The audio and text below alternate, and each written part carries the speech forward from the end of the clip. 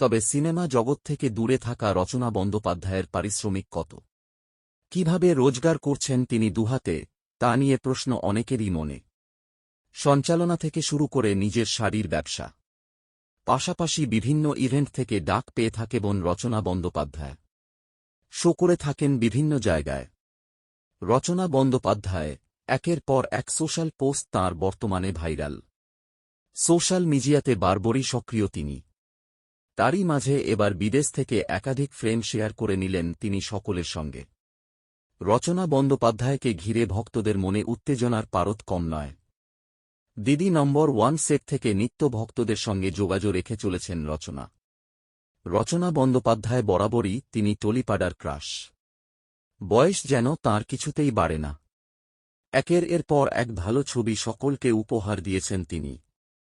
বলিউডে গিয়েও নিজের ছাপ রেখেছেন রচনা বন্দ্যোপাধ্যায়। তবে একটা সময়ের পর রচনা বন্দ্যোপাধ্যায় অভিনয় থেকে বিরতি নিয়েছিলেন। 2012 সাল থেকে দিদি নম্বর 1-এ সঞ্চালিকার কাজ শুরু করেছিলেন রচনা। তবে থেকেই দর্শকদের নজরের কেন্দ্রে তিনি রিল লাইফের দিদি। তবে সিনেমা জগৎ থেকে দূরে থাকা রচনা বন্দ্যোপাধ্যায়ের পারিশ্রমিক কত? কিভাবে রোজগার করছেন তিনি দুহাতে, তা নিয়ে প্রশ্ন অনেকেরই মনে। সঞ্চালনা থেকে শুরু করে নিজের শাড়ির ব্যবসা, পাশাপাশি বিভিন্ন ইভেন্ট থেকে ডাক পেয়ে থাকে বোন রচনা বন্দ্যোপাধ্যায়। শো করে থাকেন বিভিন্ন জায়গায়।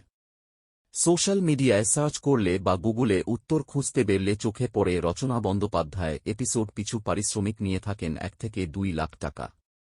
তাঁর যে পারিশ্রমিক নেহাতই কম নয়, তা কম বেশি সকলের জানা।